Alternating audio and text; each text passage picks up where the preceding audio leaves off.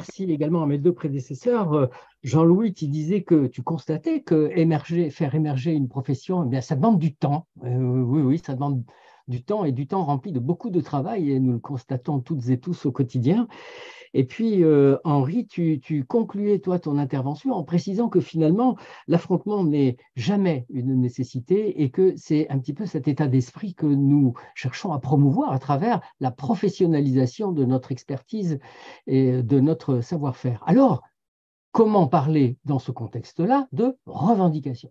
Est-ce que ce n'est pas justement un mot qui est réservé au conflit? Eh bien, pas du tout.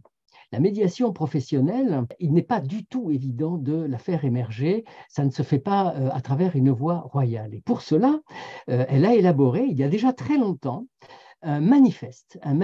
pour le droit à la médiation pour toutes et tous. Alors, j'en ai une version historique, culte, affichée derrière moi en permanence, parce que c'est une espèce de référence qui accompagne la vie des médiateurs tout au long de leur expérience et de leur activité. Ce manifeste, il a été évidemment actualisé, modernisé, adapté aux problématiques du temps, mais il demeure bien comme la clé de voûte de ce que propose la médiation professionnelle et qui est le fait que la médiation devienne aussi incontournable que l'est, par exemple, la référence de l'instruction, instruction obligatoire, mais c'est-à-dire instruction pour tout le monde, sans aucune exception, sans qu'il soit possible d'y déroger. Eh bien, c'est la première des revendications de la Chambre de la médiation, la Chambre professionnelle de la médiation et de la négociation et de la médiation professionnelle en général, c'est que notre activité, la médiation professionnelle, avec tous ses tenants et tous ses aboutissants, sans aucunement être dévoyée, soit effectivement reconnue comme un droit fondamental pour toutes les personnes, sans aucune espèce d'exception d'aucune sorte. Alors, pour promouvoir ce manifeste, effectivement, vous pouvez retrouver très aisément les manifestations, les revendications qui sont celles de la médiation professionnelle. Je ne vais pas vous les énumérer ici parce que la médiation professionnelle, eh bien, oui, elle a des revendications à poser. Elle a des revendications à poser, non pas dans un sens spécialement conflictuel, mais bien pour faire savoir, faire connaître ce que la médiation veut proposer à tout le monde. Vous savez qu'une revendication, ça peut être quelque chose qu'on pose sur la table avec une certaine force, voire une certaine violence, mais ça peut aussi être des propositions de discussion, de réflexion, d'accompagnement, d'aide à la prise de conscience, de partage d'idées et de réflexion sur ce que doit être le positionnement des personnes, que ce soit dans les entreprises, que ce soit dans les rapports interpersonnels de manière générale. Et je vous invite, comme nous le faisons d'ailleurs systématiquement dans la formation au CAPEM, à aller consulter ces revendications qui ne sont pas très nombreuses, elles sont au nombre de 5, et qui sont la base revendicative de la Chambre professionnelle de la médiation et de la négociation que nous développons d'ailleurs régulièrement. Par exemple, Edith nous en dira certainement un mot, mais